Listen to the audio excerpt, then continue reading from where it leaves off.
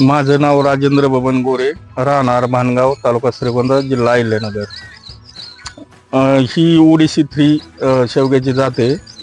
मी 18 फेब्रुवारीला लागवड केली, रोपं बनवून केली होती आणि 2 झाडांमधले अंतर 7 फूट आहे, 2 वळींचं अंतर 13 फूट आहे.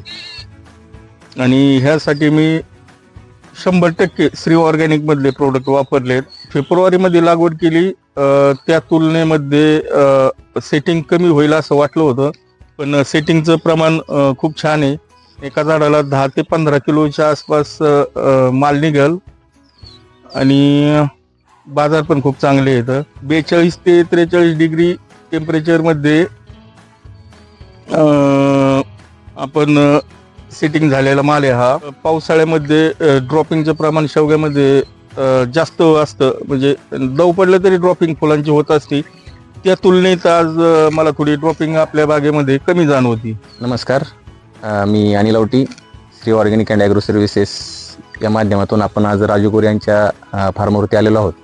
आता तुम्ही पाहू शकता फेब्रुवारीमध्ये लागवड आहे आणि माल जर पाहिला फेब्रुवारीमध्ये लागवड करून मे जूनची ही सेटिंग आहे आणि आत्ता माल हार्वेस्टिंग चालू झालेलं आहे. एका झाडाला सरासरी 10 ते 15 किलो माल आहे आणि माझा अंदाजे हे जवळपास 10 ते 15 टनापर्यंत यांचं ॲव्हरेज निघण्याची शक्यता आहे. सध्या सरासरी बाजार 50 रुपये किलोप्रमाणे आहे, पण जर मार्केटमधली परिस्थिती पाहिली तर एवढी मोठ्या प्रमाणात कोणत्याही शेतकऱ्याचा शेवगा लढलेला नाही.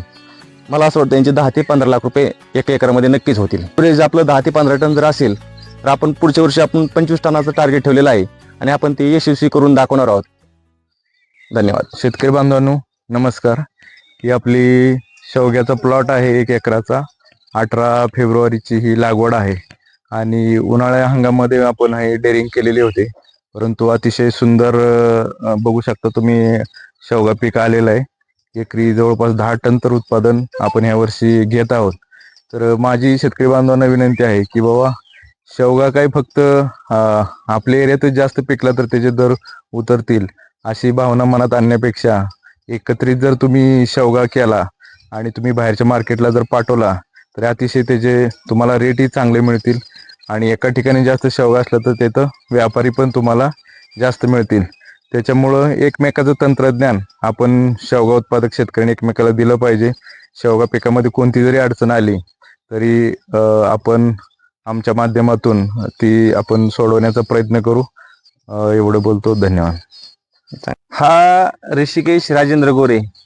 जरी शेती राजेंद्र गोरेंची असली आणि नात्याने हा चिरंजीव त्यांचा आहे, ह्याचं नाव ते लाडाने चिकू म्हणतात. आज खऱ्या अर्थाने शेवगामध्ये शेवगा आणण्याचं मुख्य कारण म्हणजे चिकू आहे. चिकूनी शेवगा आणला अशी परिस्थिती आहे. तरी सर्व शेतकऱ्यांना विनंती आहे की आपण जर अशा पद्धतीने उत्पादन घेतलं तर तुम्ही नक्कीच यशस्वी व्हाल. धन्यवाद.